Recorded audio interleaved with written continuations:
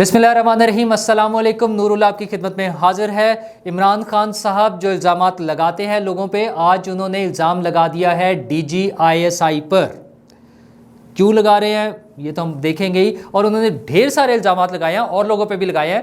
तो और लोगों में से अलीम खान साहब के जवाब भी आ गया और उन्होंने कहा है कि इमरान खान साहब गलत बयानी कर रहे हैं, यानी झूठ बोल रहे हैं। तो मुकाबला बड़ा सख्त है और शेख रशीद साहब ससुराल जाने से डर गए हैं। अच्छा, ससुराल जाते हैं लोग और कुछ लोग जाते हैं, कुछ डर भी जाते हैं, लेकिन शेख रशीद साहब डर गए हैं। वो ससुराल जाने से उन्होंने इनकार कर दिया है और इमरान खान साहब के लिए रिलीफ का चांस बन रहा है कि वो वीडियोस शायद नहीं आनी जो उनके खिलाफ आनी थी। ये ऐलान कर रहे हैं राना सनाउल्लाह साहब, और फवाद चौधरी साहब तारीख दे रहे हैं इस हुकूमत के जाने की। जुमा 8 दिन अभी हुए हैं इस हुकूमत को आए हुए, और फवाद चौधरी साहब ने तारीख भी दे दी है कि यह हुकूमत कब जा रही है। और इलेक्शन कमीशन में गहमा गहमी है, केस चल रहे हैं, जो मुकदमात थे वो उनकी समाअत हो रही है, सुप्रीम कोर्ट में भी समाअत के दिन आ गए हैं और डॉलर की कीमत ऊपर जाए जा रही है। लेकिन हम शहबाज गिल साहब को हम कैसे भूल सकते हैं। उन्होंने तो पट्टियाँ बांध ली हैं। पहले पट्टियाँ बांधी थी उन्होंने चौधरी परवेज़ इलाही साहब ने, और अब शहबाज गिल साहब ने बांध ली है। तो इमरान खान साहब से स्टार्ट करते हैं। इमरान खान साहब जब से हुकूमत से बाहर हुए, वैसे तो उन्होंने कभी भी ये काम नहीं छोड़ा। जितनी देर वो हुकूमत में रहे, 3.5 साल, हुकूमत पे आने से पहले तो वो उस वक्त की हुकूमत पे इल्ज़ाम लगाते थे और वो खुद अपोजिशन में थे, लेकिन हुकूमत में आने के बाद भी उन्होंने अपने साबित कदमी का मुजाहरा किया और वो मुसलसल लोगों पर ही इल्ज़ाम लगाते रहे। उन्होंने खुद कोई काम करना ज़रूरी नहीं समझा। उन्होंने जो उनसे गुज़िश्ता हुकूमत थी, यानी नून लीग और पीपल्स पार्टी, वो 3.5 साल, अपनी हुकूमत के 3.5 साल उन्होंने इसी काम में सर्व किए कि वो उन पर इल्ज़ामात लगाते रहे। और अब वो फिर अपोजिशन में आए हैं तो फिर वो अपनी अपोजिशन और आज की हुकूमत पे इल्ज़ामात लगा रहे हैं। अब तो वो अमेरिका पर भी इल्ज़ामात लगाते हैं कि उन्होंने हमारे ख़िलाफ़ साजिश की, आलमी साजिशें हुई और पता नहीं कहाँ कहाँ हुई, और हमारे लोग कौन कौन शामिल थे। किसी को मीर जाफ़र कहते हैं तो किसी को मीर सादिक कहते हैं। और अब उन्होंने एक इंतहाई संगीन इल्ज़ाम लगाया है DGISI पर, जो उनके दौर के DGISI थे।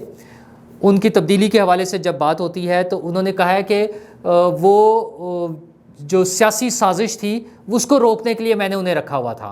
यानी वो ये फरमा रहे हैं कि उस वक्त के DGISI जो है उनके साथ सियासत में इन्वॉल्व थे, सियासतदानों को मैनेज कर रहे थे। और भाई हुकूमत ने तो फ़ौज ने तो बार बार ऐलान किया है कि हम सियासत में इन्वॉल्व नहीं हैं, लेकिन इमरान खान साहब फरमा रहे हैं कि उनके दौर के जो DGISI थे जिनकी तब्दीली वो रोकना चाहते थे, जनरल फैज़, वो उनके कहने का मतलब यही बनता है कि वो उनके ज़रिए जो अपने ख़िलाफ़ साजिश हो रही थी उसको रोक रहे थे। अब बड़ी सीधी सी बात है कि ISI का जो रोल है वो मुल्क की सलामती है। अंदरूनी ख़तरात हों या बैरूनी ख़तरात हों, मुल्क को, हुकूमत को, जो सियासी जमातों के साथ मामलात हैं उसमें ISI इन्वॉल्व नहीं होती, उसका कोई रोल नहीं है। लेकिन इमरान खान साहब बज़िद है कि उन्होंने DGISI के ज़रिए वो अपनी हुकूमत बचाना चाहते थे।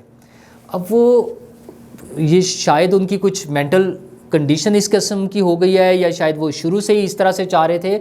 वो हुकूमत के गुज़रने के बाद, हुकूमत से बाहर आने के बाद अब ये इल्ज़ाम लगा रहे हैं। अच्छा, यही बातें कुछ दिन पहले उन्होंने अपने चंद करीबी जो दोस्त थे सहाफ़ी उनको बुलाया और उसमें ये बातें की, जिसमें चौधरी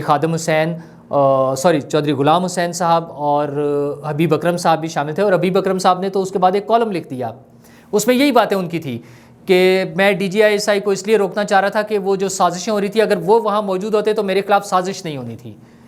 मतलब वो क्यों ऐसा चाहते हैं? आइन में, कानून में, सिस्टम में, रूल्स में कुछ चीज़ें डिफाइंड हैं कि कौन क्या काम कर रहा है। अच्छा, हुकूमत के पास और भी एजेंसियाँ हैं, IB है और खुफिया इदारे हैं जो हुकूमत को अंदरूनी मामलात, इवन सियासी मामलात के हवाले से रिपोर्टिंग करते हैं, सारी इतलात देते हैं।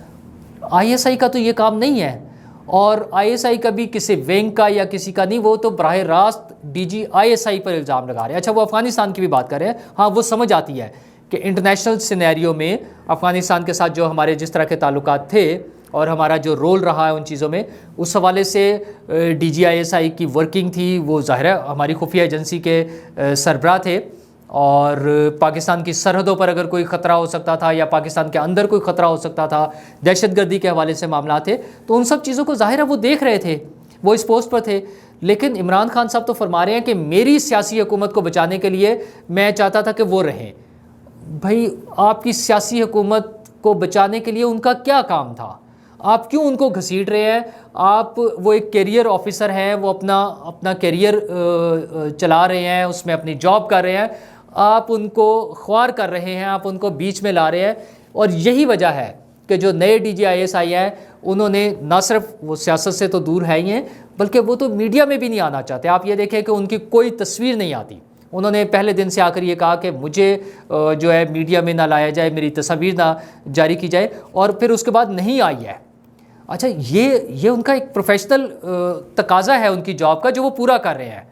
اور عمران خان صاحب ایک ایسے سیاسی رہنما ہیں سو کالڈ, کیونکہ سیاسی تو بہرحال ان کا تو سیاست کا انداز ہی انوکھا اور نرالا ہے. اور وہ کہہ رہے ہیں, وہ اور ان کے لوگ فرما رہے ہیں کہ ہم نے سیاست کو ایک نیا رنگ دے دیا ہے. چونکہ انہوں نے شان کو انٹرویو دیا تو کچھ لوگوں نے بات کی کہ وہ شان تو ایک ایکٹر ہیں, آپ کوئی پروفیشنل صحافی کو انٹرویو دیتے. تو انہوں نے کہا نہیں, ہم نے انداز بدل دیا ہے سیاست کا, ہماری جو ریچ ہے, ہم نے جہاں تک پہنچنا ہے ہمیں پتہ ہے کیسے پہنچنا ہے. اور آج بھی انہوں نے یہی کیا ہے. جو ٹریڈیشنل صحافی تھے یا جو مین سٹریم کے لوگ ہیں, ان کے بجائے انہوں نے جو ان کے اپنے پسند کے کچھ لوگ ہیں سوشل میڈیا کے, ان کو انٹرویو دیا ہے. اور اس میں انہوں نے یہ چیزیں فرمائی ہیں. اصل میں وہ یہ باتیں کمیونیکیٹ کرنا چاہ رہے ہیں, وہ لوگوں کو بلیک میل کرنا چاہ رہے ہیں, لوگوں کو پریشرائز کرنا چاہ رہے ہیں. وہ اپنے ایجنڈے کی تکمیل کے لیے, اپنے ذاتی مفادات کے لیے, اپنے اقتدار کے حصول کے لیے وہ سب کچھ ملیا میٹ کرنے کو تیار ہے. اور یہی ان کا ایجنڈا ہے.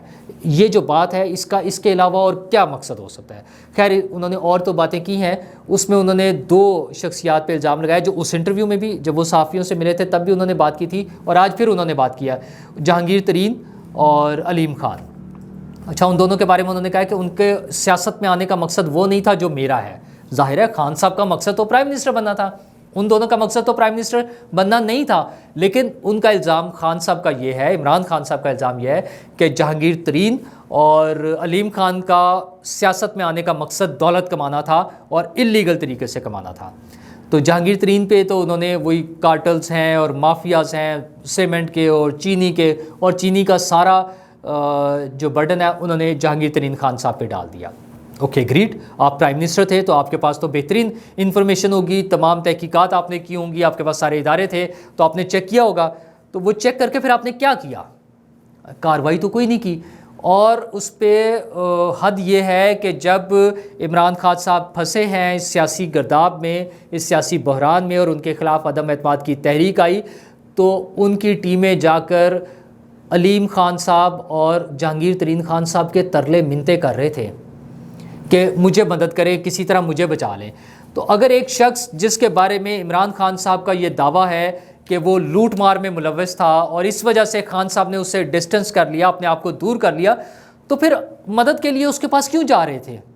مطلب خان صاحب کی باتیں تضادات سے بھرپور ہیں.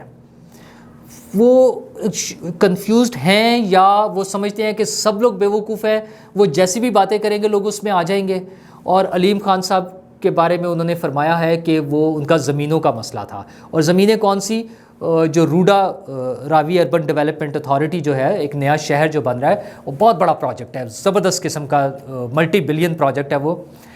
اور اس میں علیم خان صاحب کی بھی زمینیں ہیں, ان کی آلریڈی وہاں پر سوسائٹی ہے. تو عمران خان صاحب نے فرمایا کہ وہاں پہ 300 ایکڑ زمین جو ہے وہ انہوں نے خریدی تھی اور اس کو لیگلائز کروانا چاہ رہے تھے. اچھا, اگر ہم کچھ وقت کے لیے یہ بات مان لیں کہ یہ عمران خان صاحب کی بات درست ہے, تو اس کا مطلب ہے عمران خان صاحب تو ان سے الگ ہو گئے تھے اور وہ اس وجہ سے انہیں پسند نہیں کر رہے تھے. لیکن کیا عمران خان صاحب نے اس وجہ سے ان کے خلاف کوئی کارروائی کی؟ ہرگز نہیں. بلکہ الٹ یہ ہے, اس سے بالکل الٹ بات یہ ہے جو انہوں نے صحافیوں سے ملاقات میں کہی. انہوں نے کہا کہ میں تو علیم خان کو وزیر اعلیٰ بنانا چاہتا تھا, تو جس دن میں یہ بنانے کا اناؤنسمنٹ کرنا چاہ رہا تھا اس دن رات کو اس کو گرفتار کروا دیا گیا. ایک تو ان کی حکومت میں آرڈرز کسی اور کے چلتے تھے, لوگوں کو مقدمات کوئی اور بناتا تھا, گرفتاریاں کوئی اور کرواتا تھا, اور وہ ایک کٹ پتلی تھے جس کو کوئی نچا رہا تھا. ان کے کنٹرول میں کچھ نہیں تھا, ان کے قابو میں کچھ نہیں تھا, ان کے ہاتھ میں کچھ نہیں تھا. ان کے دوستوں کو, جس کو وہ وزیر اعلیٰ بنوانا چاہ رہے تھے, اس کو کسی اور نے گرفتار کروا دیا. اچھا چلے, یہ بھی گزر گیا. پھر دوسری دفعہ وہ کرپشن کا پتہ چل چکا ہے خان صاحب کو، لیکن جب عدم اعتماد آ گئی تو یہ مارچ اپریل میں خان صاحب نے پھر فیصلہ کیا کہ وہ علیم خان کو وزیر اعلیٰ بنا دیں. تو اس وقت انہیں ٹی وی سے پتہ چلا. یہ شروع سے ہے. ان کی اہلیہ محترمہ کے حوالے سے بھی جب بات ہوئی تھی، انٹرویو آیا تو انہوں نے بتایا تھا کہ وہ ٹی وی سے مجھے پتہ چلتا ہے اور انہوں نے مجھے بتایا کہ یہ کام ہو گئے. تو اب بھی یہ ہوا کہ وہ علیم خان صاحب کو فون کرنا چاہ رہے تھے کہ میں آپ کو وزیر اعلیٰ بنانے لگا ہوں، تو انہیں ٹی وی سے پتہ چلا کہ علیم خان صاحب تو نون لیگ کے ساتھ جا کر مل گئے ہیں. خان صاحب پتہ نہیں کس طرح سے اس طرح کی باتیں کر لیتے ہیں، کیسے کر لیتے ہیں یہ باتیں، کہ وہ شخص جس کو وہ سمجھتے ہیں کہ وہ کرپٹ ہے، اس نے 300 ایکڑ زمین ہتھیانے کی کوشش کی ہے سرکاری، اس کو عمران خان صاحب اس سال اپریل میں وزیر اعلیٰ پنجاب بنانا چاہ رہے تھے. اب آپ تضادات کا عالم دیکھ لیں. تضاد تو وہ ہم ازراہ مذاق استعمال کرتے ہیں نا ایک معروف صحافی کے حوالے سے، ان کے تضادات کا آپ مظاہرہ دیکھیں کہ وہ اسی شخصیت کو، علیم خان صاحب کو وزیر اعلیٰ پنجاب بنانا چاہ رہے تھے. اچھا، علیم خان صاحب نے بھی اس کا جواب دیا. انہوں نے کہا میں تو 2010 سے ان کے ساتھ تھا، 2018 تک بھی ان کے ساتھ رہا، حکومت میں آنے کے بعد بھی شروع میں تو ان کے ساتھ ہی تھے. انہوں نے کہا میرے پاس 300 ایکڑ نہیں 3000 ایکڑ زمین ہے وہاں پر. خان صاحب تو یہ بات کر رہے ہیں. پھر چونکہ ان پر الزام یہ لگایا گیا کہ وہ زمین جو ہے گرین لینڈ تھی، یعنی وہ ایگریکلچر لینڈ تھی، اس کو شامل نہیں کیا جا سکتا ہاؤسنگ سوسائٹی میں. تو انہوں نے کہا اگر روڈا کی ساری زمین براؤن ہے جو کہ استعمال ہو سکتی ہے نئی سوسائٹی کے لیے اور کمرشل وینچرز کے لیے، تو میری زمین بھی وہیں پر ہے، وہ بھی استعمال ہو سکتی ہے، اور ان کی ہاؤسنگ سوسائٹی بھی اس سے پہلے سے موجود ہے. علیم خان صاحب کے بارے میں آپ کوئی بھی کیس بنا سکتے ہیں، ان کی کوئی بھی ارریگولیرٹیز پکڑنا چاہیں وہ کر لیں، لیکن یہ بات ان کی ٹھیک ہے ان کی سوسائٹی پہلے سے وہاں پر موجود ہے. اگر وہ انلیگل تھی تو اس 3.5 سال میں جب عمران خان صاحب کی حکومت تھی اس کے خلاف کارروائی کرتے اور اس کو بین کر دیتے اور علیم خان صاحب کو پکڑ کے اندر کر دیتے. لیکن خان صاحب نے ایسا کچھ نہیں کیا. کیوں؟ کیونکہ وہ تو ان کی اے ٹی ایم تھے، ان کے ذریعے تو انہیں پیسے مل رہے تھے، اور جو بندہ ایماندار ہے نا وہ پھر یہی کچھ ہونا ہے. اور اب اس کی چیزیں مزید بھی آ جانی ہیں سامنے. مزید سامنے کیا آنی ہے؟ ایک تو وہ ویڈیوز کی بات ہو رہی ہے، بڑا ہی شور مچا ہوا ہے اس کا. ویسے ہمارے دوست ہیں عمران شفقت صاحب، انہوں نے تو دعویٰ کر دیا کہ میں نے دیکھ بھی لی ہیں، اور پھر لوگ ان کے پیچھے پیچھے اب ان سے ڈھونڈتے پھر رہے ہیں اور وہ چھپتے پھر رہے ہیں کہ وہ بھائی وہ دکھائے ویڈیوز کہاں ہیں. لیکن عمران خان صاحب کے لیے سکھ کا سانس لینے کا ایک موقع بن رہا ہے کہ آج ہمارے جو وفاقی وزیر داخلہ ہیں رانا ثناء اللہ صاحب، ویسے تو ان سے طرح نکلا ہوتا ہے پی ٹی آئی والوں کا، ڈرتے ہیں سب لوگ ان سے، لیکن انہوں نے آج یہ بیان دیا ہے کہ وزیر اعظم کی ہدایت پر ہم سوشل میڈیا کو فحش مواد سے پاک کر رہے ہیں، اور جو بھی کوئی نازیبا قسم کی ویڈیوز اس پہ اپلوڈ کرے گا ان کے خلاف کارروائی ہوگی. تو اب اس پہ 2 ایلیمنٹس ہو سکتے ہیں، 2 اسپیکٹس اس کے بنتے ہیں.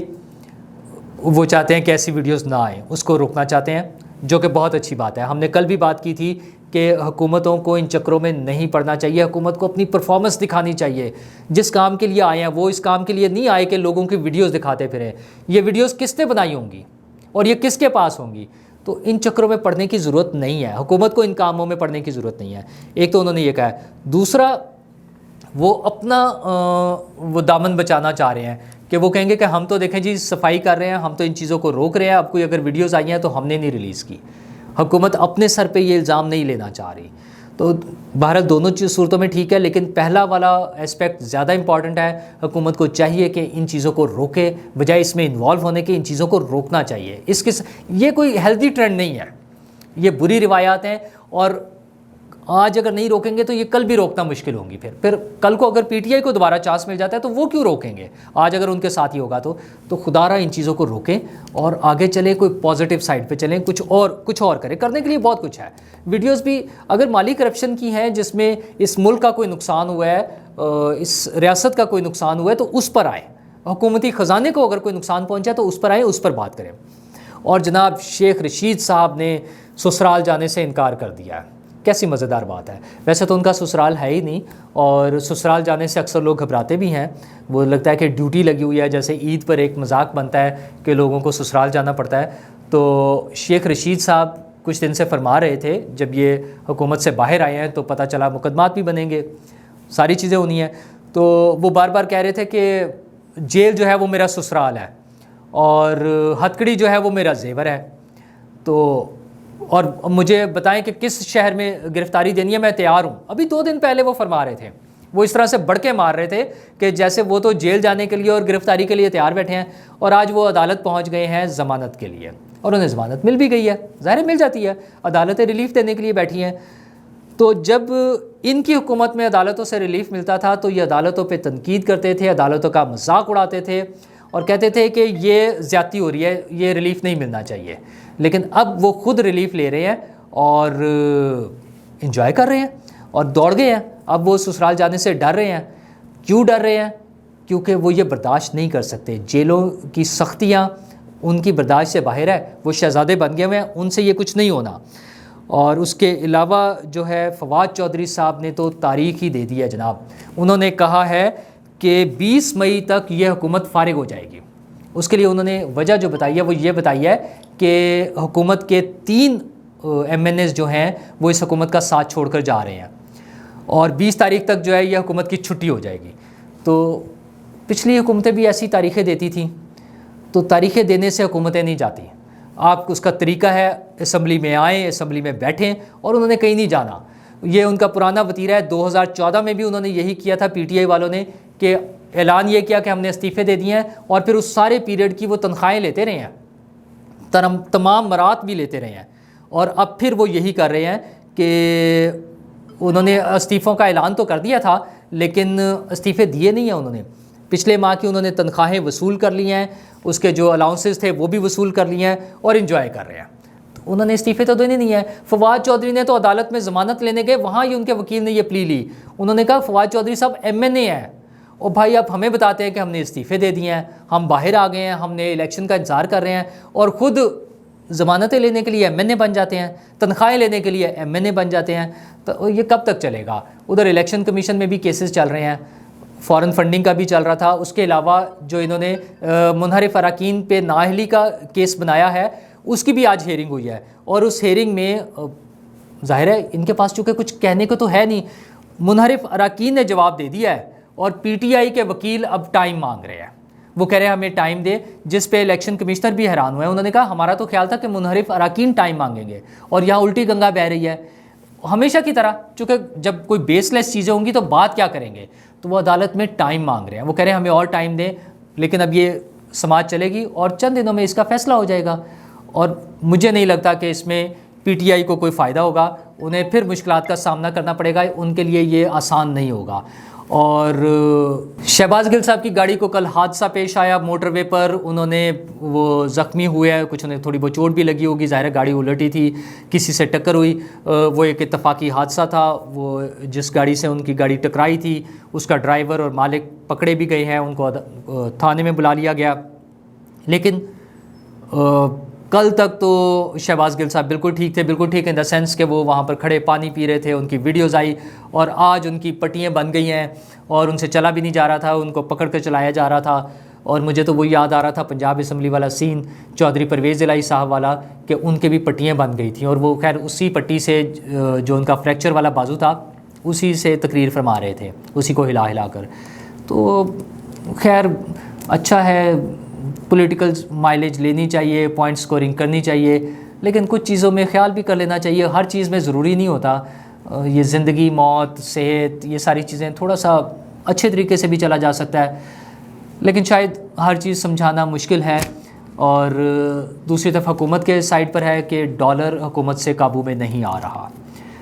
جو گزشتہ دور حکومت میں، یعنی ابھی جو عمران خان صاحب کی حکومت گزری ہے، اس بات پہ بہت تنقید ہوتی تھی کہ وہ ڈالر کو قابو نہیں کر پا رہے ہیں اور اس کی پرائس بڑھتی جا رہی ہے، روپی ڈی ویلیو ہو رہا ہے۔ لیکن اس حکومت میں بھی پہلے 2-4 دن تو ایسا لگا کہ چیزیں کچھ کنٹرول ہو رہی ہیں، لیکن اب پھر انٹر بینک میں بھی ڈالر جو ہے 186 پر چلا گیا ہے، 1 روپے کا مزید اضافہ ہوا ہے۔ اچھا، اس کے ساتھ تمام چیزوں کی پرائسز جو ہے نا جس طرح سے اوپر جاتی ہیں وہ سب کے سامنے ہیں۔ اور ابھی ریسنٹلی آج کی جو ہے گاڑیوں کی قیمتیں جس طرح سے بڑھی ہیں، ہونڈا نے اور ٹویوٹا نے اپنی گاڑیوں کی قیمتوں میں اچھا خاصا اضافہ کر دیا ہے۔ اچھا، یہ ہر عام آدمی کی بات ضرورت کی چیز نہیں ہے، بیسیکلی تو عام آدمی کو تو کھانے پینے کا مسائل ہے، بجلی کا بل ہے، پانی کا بل ہے، گیس کا بل ہے، پیٹرول ہے، اس طرح کی چیزوں کے مسائل ہیں، لیکن گاڑیاں بھی ظاہر ہے متوسط طبقے میں بھی، مڈل کلاس میں بھی انہوں نے بھی لینی ہوتی ہیں، تو اس کی قیمتیں جس طرح ہوش ربا اضافہ ہر دوسرے دن وہ کر دیتے ہیں، کس نے کنٹرول کرنا ہے؟ ان چیزوں کو حکومت نہیں مینیج کرنا ہے۔ جو ہمارے وزیر خزانہ صاحب ہیں وہ تو فرما دیتے ہیں کہ موٹر سائیکل والوں کو تو ہم کنسیڈر کریں گے کوئی سبسڈی دینے میں، گاڑیوں والوں کو پورا پے کرنا پڑے گا۔ ویل ایگریڈ، موٹر سائیکل والوں کو زیادہ ضرورت ہے، ان کو زیادہ کنسیڈر کریں، انہیں زیادہ ریلیف دیں، لیکن جو گاڑیوں والے ہیں وہ بھی تو آپ ہی کے شہری ہیں، وہ بھی تو پاکستانی ہیں، وہ بھی تو اپنی تنخواہ میں سے اپنے کاروبار میں سے ٹیکس دے رہے ہیں، اور یہ گاڑیاں مفت میں تو نہیں مل جاتی، ان کی پرائسز آپ دیکھیں۔ تو ان چیزوں کو مینیج کس نے کرنا ہے؟ یہ ڈالر کی ہر روز بڑھتی ہوئی پرائس کو مینیج کس نے کرنا ہے؟ پاکستانی روپے کی ویلیو کو مینٹین یا اسٹرینتھن کس نے کرنا ہے؟ حکومت نے کرنا ہے نا۔ وزیر اعظم صاحب کے بیانات اس حوالے سے آتے رہتے ہیں، لیکن اوور آل حکومت کو وزیر خزانہ سمیت اس پہ فوری توجہ دینے کی ضرورت ہے۔ ایک ایک پوائنٹ پر، ایک ایک چیز پر ہر روز کام کرنے کی ضرورت ہے۔ یہ جو قیمتیں بڑھ جاتی ہیں نا اس ڈالر کے چکر میں، پھر ہر چیز کی قیمت بڑھتی جاتی ہے، اور جس چیز کی قیمتیں بڑھ جاتی ہیں ان کی قیمتیں واپس نہیں آتی، وہ چاہے فیول کی ہیں، چاہے بجلی کی ہیں، چاہے ادویات کی ہیں، اور چاہے وہ کنسٹرکشن مٹیریل کی ہیں، ہر چیز کی قیمتیں بڑھ جاتی ہیں۔ تو یہ حکومت نے مینیج کرنا ہے۔ حکومت کا چیلنج صرف ایک ہے، صرف ایک چیلنج، عوام کو ریلیف دینا ہے، عوام کی بہتری کے لیے کام کرنا ہے۔ عوام کو یہ فیل ملنی چاہیے کہ یہ جو حکومت آئی ہے یہ ان کے لیے کام کر رہی ہے، تب کوئی چینج آئے گی، ادروائز تو پھر جھگڑے ہو جائیں گے۔ وہ جو ڈرا رہے ہیں نا، جھگڑے نہ صحیح، لیکن پھر اس حکومت کے لیے اپنے وجود کا کوئی جواز پیش کرنا مشکل ہو جائے گا۔ شکریہ۔